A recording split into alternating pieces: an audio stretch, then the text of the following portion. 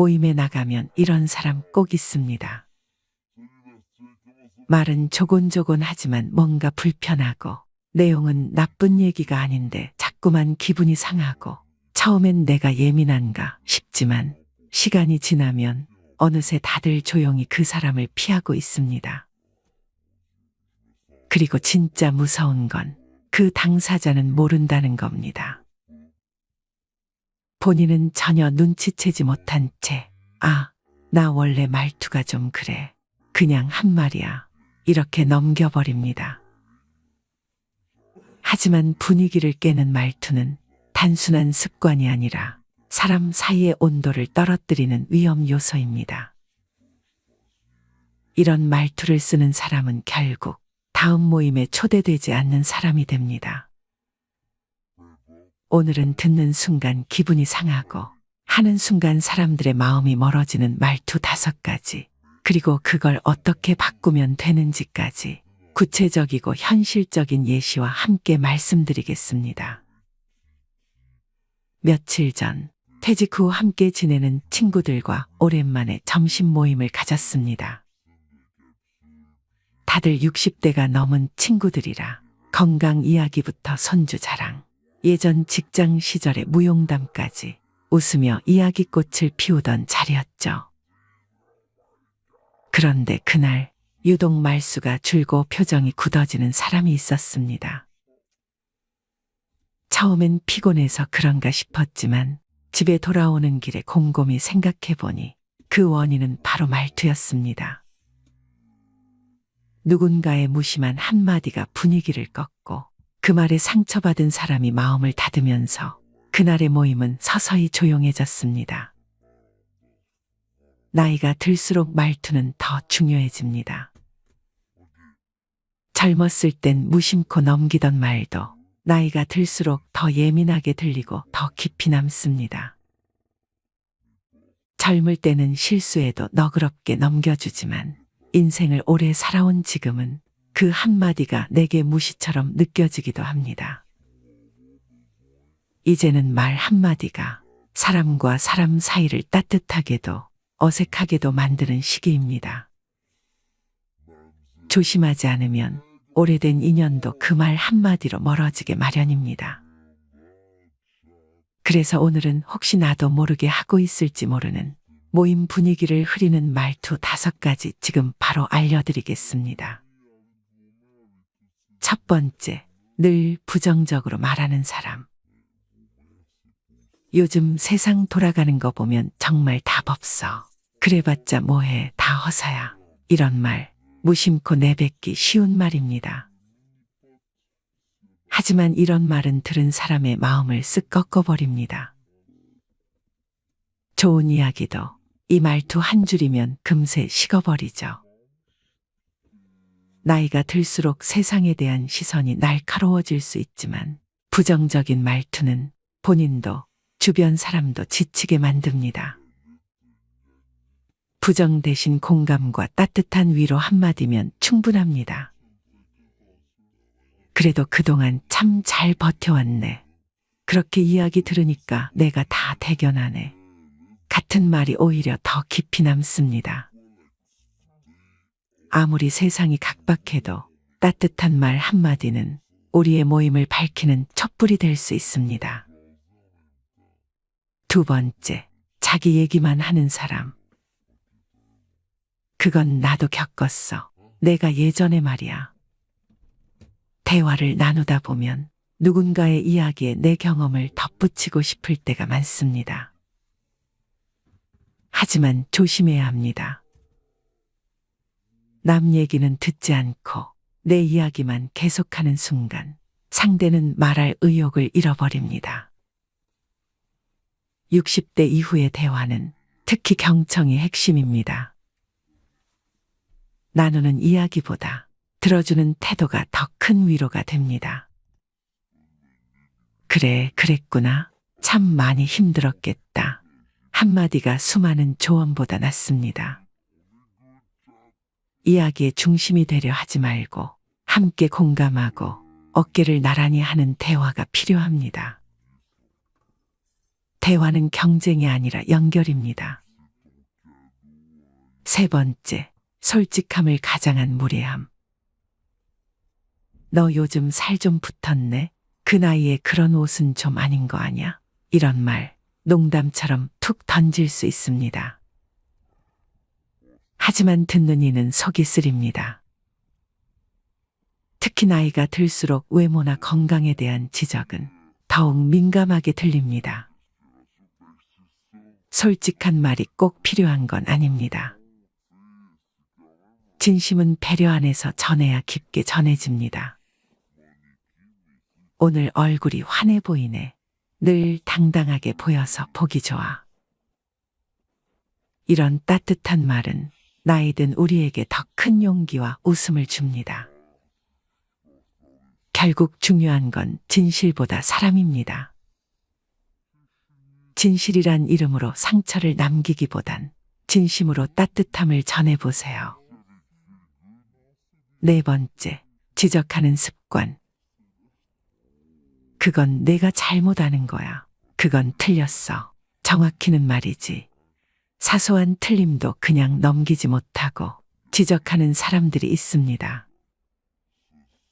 물론 정확한 정보도 중요하지만 때로는 그보다 중요한 것이 분위기입니다. 대화는 승부가 아닙니다. 틀렸더라도 웃고 넘길 수 있는 여유, 상대의 입장을 먼저 생각하는 배려가 대화의 품격을 높입니다. 내가 듣기엔 조금 다르게 들었는데 혹시 이런 얘기도 들어봤어? 이렇게 말만 바꿔도 듣는 사람은 기분이 다릅니다. 모임은 정답을 겨루는 자리가 아니라 서로의 이야기를 존중하는 시간입니다. 다섯 번째, 불평이 습관인 사람. 요즘 세상 참 각박하지 않아? 몸이 여기저기 성한 데가 없어. 살맛이 안 나. 살다 보면 누구나 힘든 일이 있고 나이가 들수록 여기저기 불편한 데가 생깁니다. 하지만 만나자마자 불만을 쏟아놓는다면 듣는 이도 지치고 말죠. 물론 속내를 나누는 건 중요하지만 그 안에 감사와 유머 한 방울을 곁들이면 훨씬 더 따뜻해집니다. 그래도 이렇게 얼굴 보고 웃을 수 있는 게 얼마나 다행이야. 허리 아픈 건 나도 마찬가지야. 우리 다 같이 병원 단체 예약이라도 해야겠네. 이런 말은 힘든 이야기 속에서도 웃음을 만들어냅니다. 어쩌면 우리가 나누는 가장 깊은 위로는 그 안에 담긴 가벼운 농담일지도 모릅니다. 그렇다면 어떻게 말해야 할까요? 말을 예쁘게 한다는 건 꾸며내거나 가식적으로 말하라는 뜻이 아닙니다. 오히려 솔직함 속에도 따뜻함을 담는 법을 익히는 것입니다. 몇 가지 구체적인 방법을 소개합니다. 첫 번째, 먼저 들어주세요.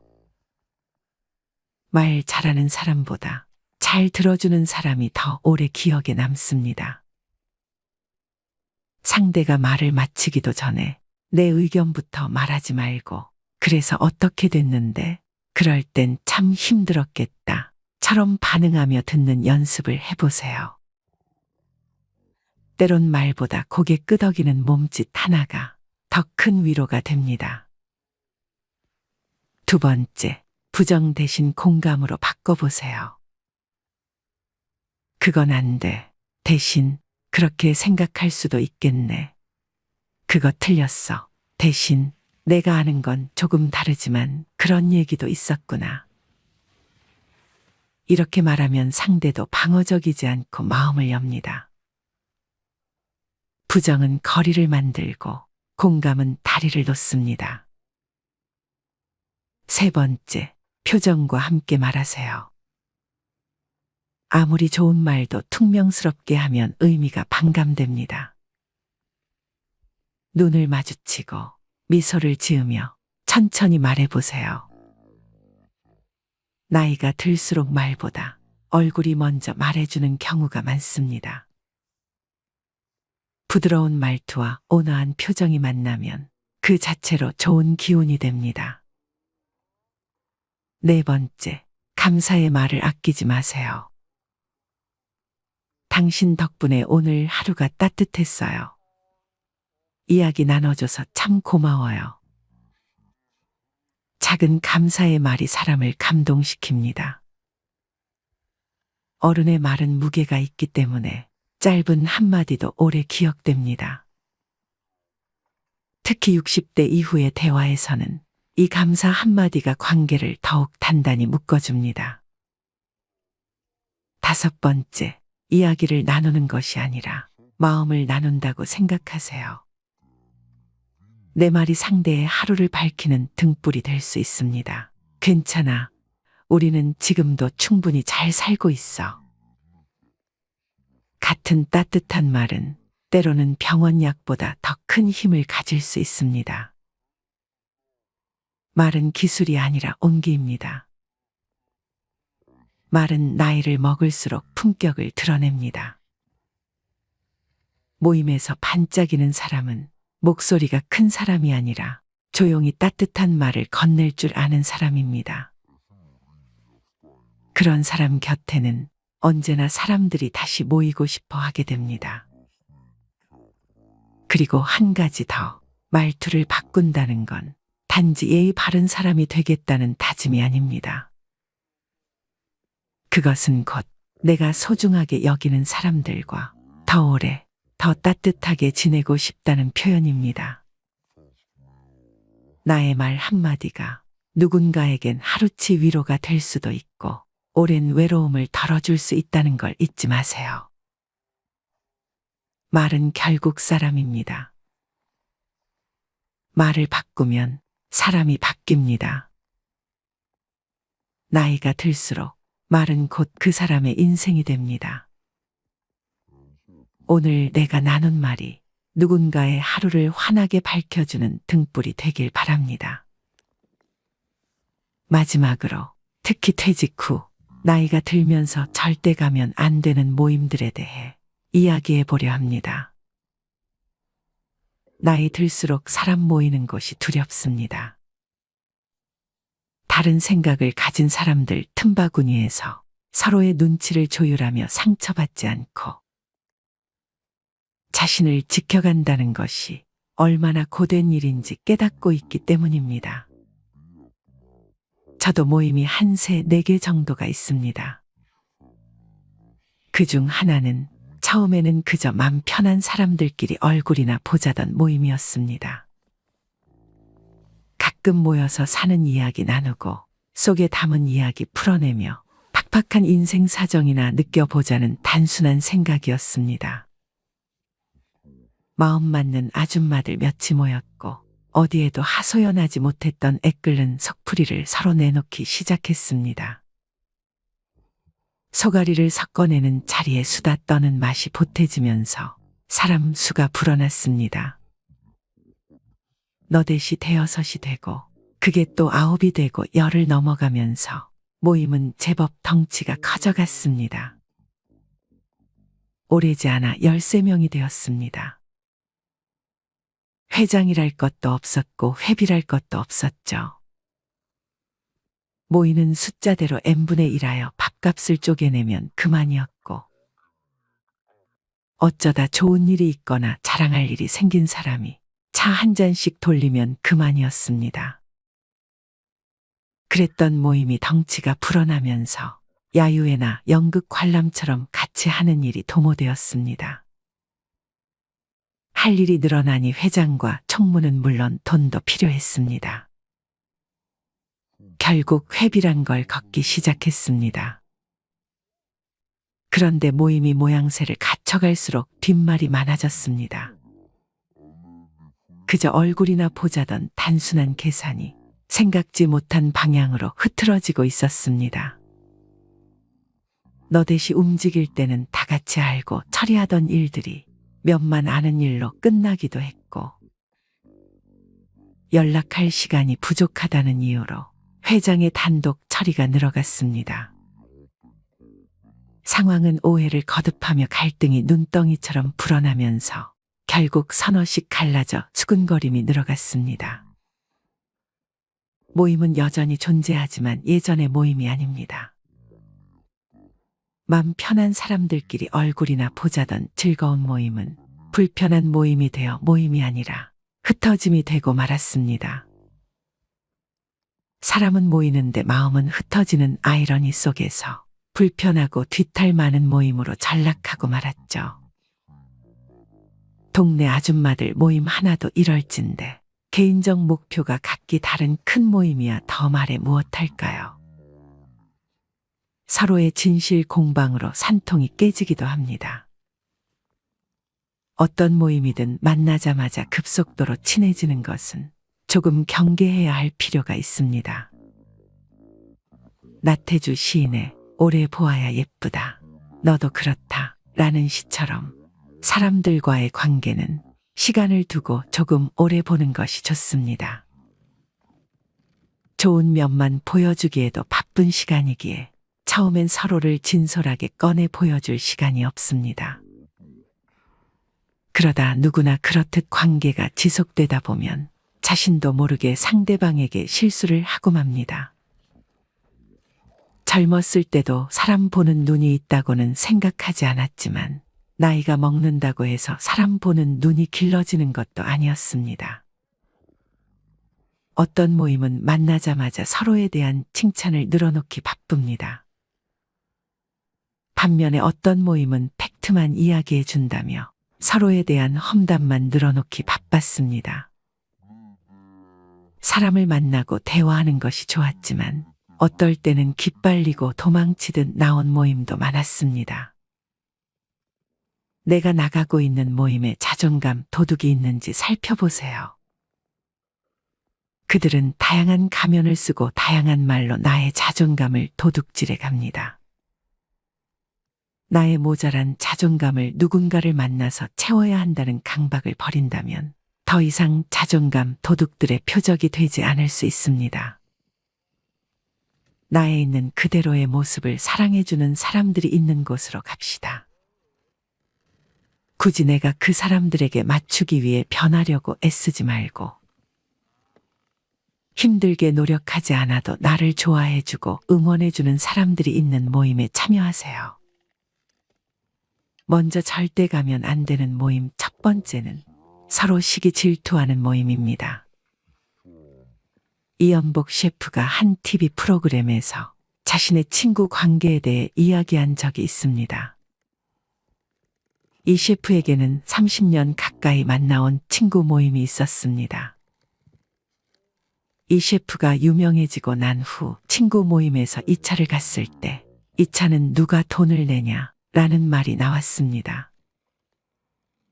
이 셰프는 이 차는 자기가 내겠다고 했는데 그 말을 듣고 한 친구가 왜 내가 이 차를 쏘느냐 며 멱살을 잡았다고 합니다. 결국 싸움이 났고 그 후 이 셰프는 모임에 나가지 않는다고 했습니다. 오랜 친구 모임이 2차 회식비를 내느냐 마느냐 문제로 깨지고 만 것입니다. 하지만 2차 회식비를 누가 내느냐가 진짜 원인은 아닙니다. 이 셰프가 유명해진 것에 대한 시기, 질투가 진짜 문제였습니다. 친구 모임에서 왜 내가 돈을 다 내느냐고 따지는 건 그 사람에게 시기나 질투, 콤플렉스가 있다는 방증입니다. 얼마 전 비슷한 이야기를 다른 친구로부터도 들었습니다. 이 친구 역시 사회적으로 성공에 어느 정도 지위가 있고 돈도 많이 벌고 있습니다. 이 친구가 고교 동창 모임에 참석했다가 모임 중간에 나오면서 오늘 회식비의 반을 내고 가겠다고 말했습니다. 그런데 다른 동창이 내려면 다 내지 왜 반만 내냐 며 뭐라고 했습니다. 친구 사이에 장난스럽게 한 말이라면 별 문제가 없습니다. 하지만 말투나 표정을 보면 그 말이 장난인지 진심인지 선의인지 악의인지 정도는 구별할 수 있습니다. 그 동창은 악의로 한 말이었고 돈도 많으면서 왜 반만 내느냐는 의미였습니다. 회식비 반을 내겠다는데 왜 다 내지 않느냐고 뭐라고 하는 것도 보통의 경우 하기 힘든 말입니다. 이것도 친구에 대한 시기, 질투, 콤플렉스가 마음에 있어서 그렇습니다. 결국 이 친구도 동기 모임에 더는 가지 않게 됐다고 합니다.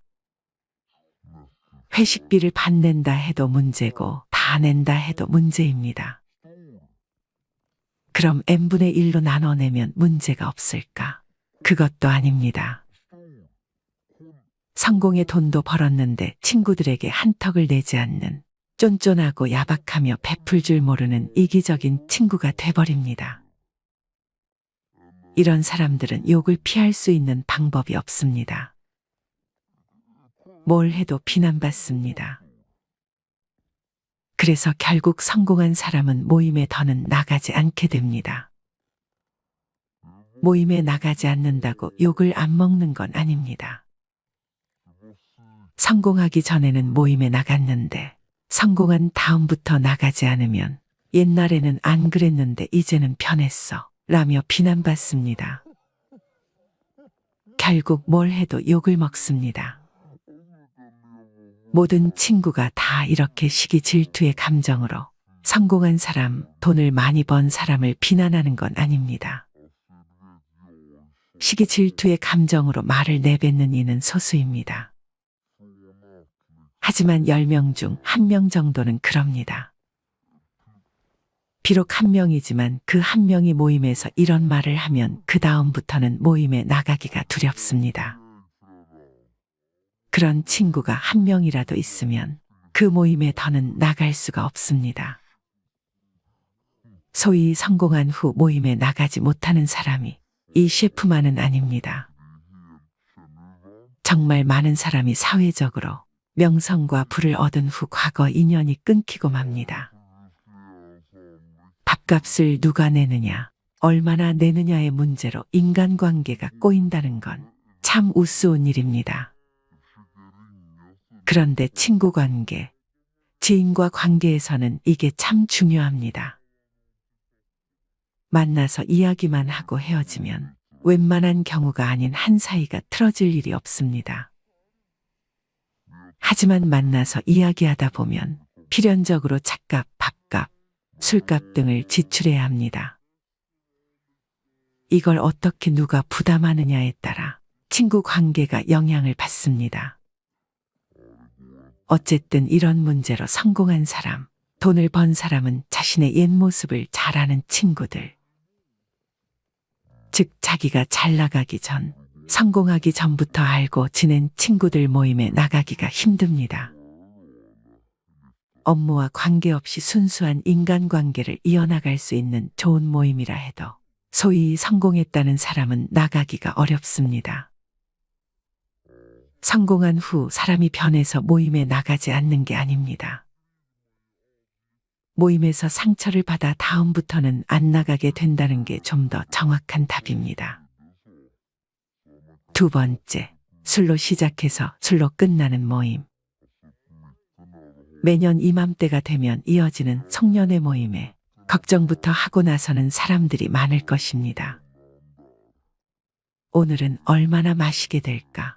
빠지면 안 되는 모임인데라는 걱정과 함께 오랜만에 보게 될 반가운 사람들 생각에 조금은 들뜨기도 합니다.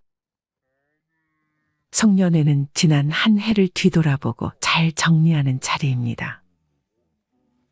하지만 안타깝게도 일부 잘못된 음주 문화가 좋은 뜻을 그르치고 있습니다. 언제부턴가 술과 함께하는 흥청망청 송년회 문화가 자리 잡은 것입니다. 모임 중 술이 만땅이 돼야 적성이 풀리는 친구들이 꼭 있습니다. 그래서 술을 많이 먹고 한 소리하고 과거에 이랬니 저랬니 누구는 돈이 많니 사회는 어떠니 이러면서 온갖 불평만 다 하고 또 옆에 있는 사람들한테 시비 걸고 술 먹고 넘어지고 이런 걸 보면 같은 모임에 있는 회원들이 정말 힘듭니다. 그리고 남는 게 없어요. 뒤돌아서면 서로 흉보기가 바쁘고 굳이 이런 모임을 가야 되겠나 싶은 생각이 듭니다. 이런 모임은 가능하면 절대 참석하지 마세요. 예전처럼 부어라, 마셔라 식의 술로 시작해서 술로 끝나는 송년회가 아니라 구성원 및 가족들과 함께하는 의미 있는 시간을 만들어 나감으로써 새로운 송년회 문화를 정착시켜 나가야 합니다. 1, 2차로 이어지는 왜곡된 음주 문화, 술에 취해 지난 한 해를 잊어버리자는 막가파식 송년회 문화에 대한 개선이 절실히 필요합니다. 모임을 아예 나가지 말라는 게 아닙니다. 어떤 모임이든 장단점을 가지고 있습니다. 사람과의 소통이 이루어지는 공동체는 그만큼 제약되는 부분과 허용되는 부분으로 어느 정도 나눠지는 것 같습니다. 하지만 그 범주를 벗어나 도드라지거나 흐트러뜨릴 경우 부딪힘은 따라옵니다. 그만큼 인간관계에서 발생하는 문제가 큰 것 같다는 생각을 해봅니다.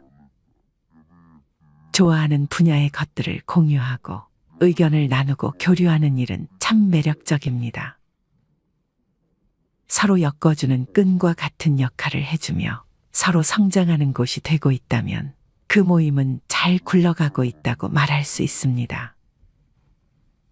하지만 자신의 역할을 이해타산적으로 생각하고 불편함만을 호소한다든지 자기만이라는 생각으로 피해의식을 갖고 모임에 임하고 있다면 그 구성원들 사이에 파열음이 일게 되어 있습니다.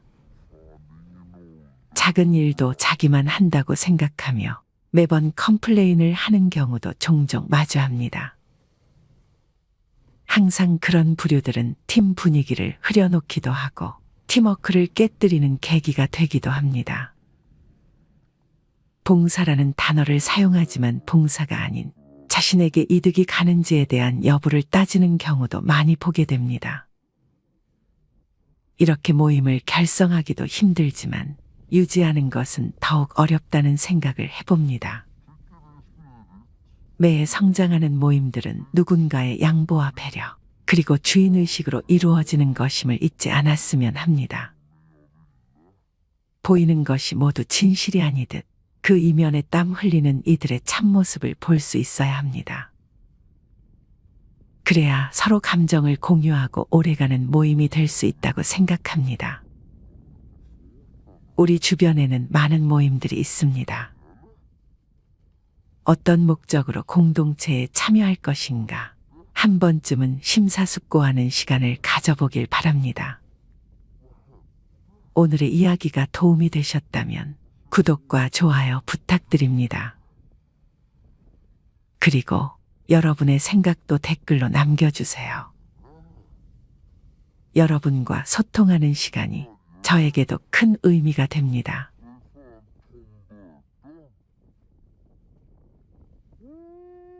마지막으로 좋은 글 하나 소개해 드리겠습니다. 이 글을 들으면서 여러분들이 살아온 인생을 한번 돌아보시길 바랍니다. 이젠 나 스스로를 사랑해야 한다. 우리는 이 세상에 올 때 혼자였다. 갈 때도 동반자가 있을 리가 없다. 사람으로 사는 것은 필경 외로운 일일 것이다. 고독을 즐기다가 새로운 인생을 만난 사람도 있고 오랜 동행의 종지부를 찍은 사람도 있다. 내 삶의 가치는 결코 타인에 의해, 타인이 만들어 놓은 상황에 의해 매겨지는 것이 아니다. 내가 나를 어떻게 바라보느냐, 내가 내 삶을 어떻게 살아가느냐에 따라 달라질 것이다. 우리는 다른 이들과 함께 있을 때 맡겨진 대역을 충실하게 연기한다. 늘 정해진 각본대로 따라하는 훈련이 자신의 진정한 모습을 잃어버리게 만든다. 당연히 스스로를 솔직하게 대면하지 못하는 사람이 생기기도 하고 자기 자신을 평가하고 투자하는 데 철저히 인색했다. 혼자인 사람은 가장 자유로운 사람이다. 그러나 사람들은 자신의 배역에 익숙해져 있는 터라 이런 자유를 마주하게 되면 오히려 충격에 빠진다. 그래서 상당수의 사람들이 혼자라는 사실을 참을 수 없어 한다. 혼자는 곧 외로우며 공허하고 단정 짓고 착각 속에 빠진다. 하지만 사람은 모두 자신의 길을 당당히 걸어가야 한다. 이젠 자식도 배우자도 일상의 삶에서 잠시 내려놓고 그들만큼이나 사랑한 열정을 오래 잊고 지냈던 나 자신과의 사랑을 위해 사용해 보기로 하자. 이젠 나 스스로를 사랑해야 한다. 내가 나를 사랑해주지 않으면 누가 날 나만큼 사랑해줄까?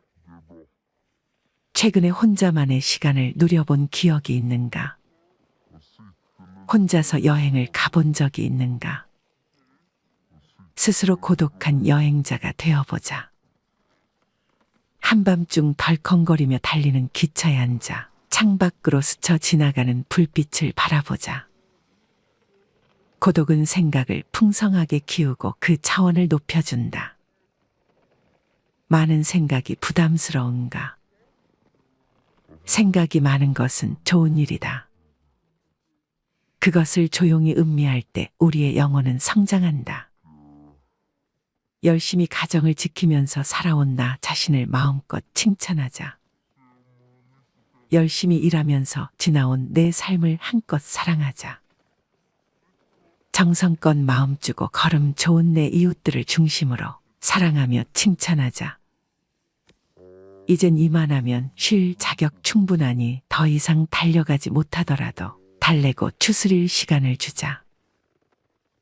수고했다. 애썼다. 육신이 너덜너덜해질 만큼 약해진 나 자신에게 위로와 칭찬과 용기를 보내주자. 욕심부리고 때를 쓰고 푼 나 자신조차 따스하게 보듬으며 이해해주자.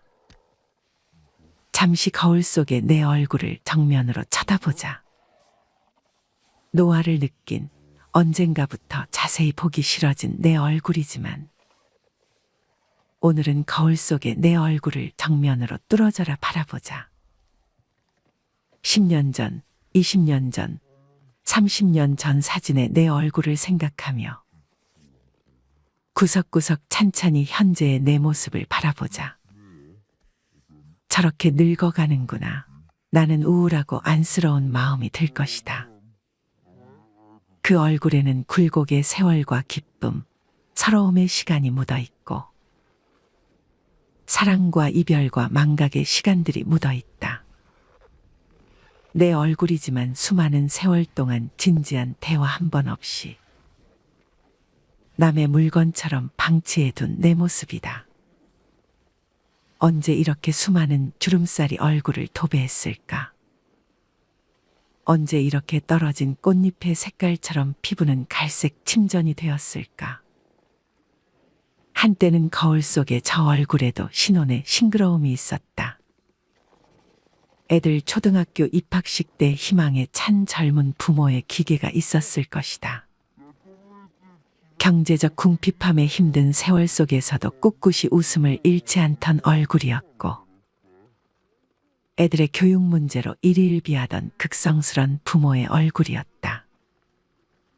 갑자기 먼 길 떠나는 부모님과의 영원한 이별을 회한의 눈물로 보내드린 얼굴이었고 지금은 당시 부모님의 얼굴로 쓸쓸히 거울 속에 있다. 낯설게 변해버린 굳은 무표정의 얼굴에게 이젠 진정으로 좋은 표정을 선물해주자. 지난 세월 근심과 걱정 속에서 찌들어간 내 얼굴에게 앞으로는 웃음과 희망을 전해주고 더 이상 주름살은 남겨주지 않도록 노력하자. 열심히 살아온 내 얼굴에게 그동안 너무 고마웠다고 말해주자. 수십 년을 동고동락해준 내 얼굴에게 지구상에 오직 하나뿐인 내 얼굴에게 남은 시간은 우리들만을 위해 바치겠노라고 약속하자. 생각은 말이 되고 말은 행동이 되며 행동은 습관이 되고 습관은 삶의 변화를 준다. 어떤 생각을 하느냐에 따라 인생이 달라진다. 내가 나를 사랑하지 않으면 남들 또한 나를 사랑해주지 않을 것이다. 첫 번째, 내가 제일 좋아했던 취미 생활을 시작하자. 두 번째, 내가 진짜 가보고 싶은 여행지로 훌쩍 떠나자. 세 번째, 신발은 지금까지 신었던 가격보다 좀 비싼 걸로 투자하자. 네 번째, 마음을 터놓을 수 있는 친구에게 당장 전화해보자. 다섯 번째, 아직 용서해주지 않았던 사람이 있다면 가슴을 열고 용서해주자. 그러면 내가 편해진다. 여섯 번째, 거리가 멀더라도 맛집으로 이름난 식당을 찾아 나 자신에게 음식 선물을 해주자. 일곱 번째, 매일 아침 눈을 뜨는 순간 나는 사랑받기 위해 태어난 사람이고 지금 이 순간이 가장 행복한 사람이라고 외치자. 이 글을 읽은 모든 사람이 과거에 어떻게 살았던 지금 당장부터 행복했으면 한다.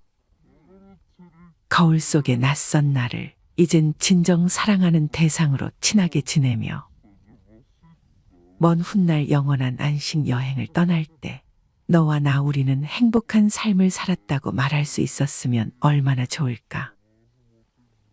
내가 먼저 내 얼굴을 사랑해라고 말하고 바로 행동을 했으면 합니다. 나를 없인 여기지 말고 위대하고 또 위대한 소중하고 귀한 사람이 당신임을 잊지 말고 살았으면 합니다. 나는 지구상 하나뿐인 내 얼굴을 사랑합니다. 왜냐하면 한평생 희노애락을 같이 경험하며 살아온 얼굴이니까요. 이제는 늦기 전에 인생을 즐겨라. 아주 오래 살 것처럼 행동하면 어리석다. 걷지도 못할 때까지 기다리다가 인생을 후회하지 말고 몸이 허락하는 한 가보고 싶은 곳 여행하라. 혹시 병 들더라도 겁먹거나 걱정하지 마라. 태어나서 늙고 병들고 죽는 것은 누구에게나 오는 것 아닌가. 몸은 의사에게 맡기고 목숨은 하늘에 맡기고 마음은 스스로 책임져야 한다. 자식들이나 손자에 관한 일은 눈으로 보고 귀로 듣기만 하고 입은 꼭 다무셔라. 자신이 자신을 최고로 여기고 자신을 대접하며 살다가 생로병사에 순응하며 살자. 머물듯 가는 것이 세월인 것을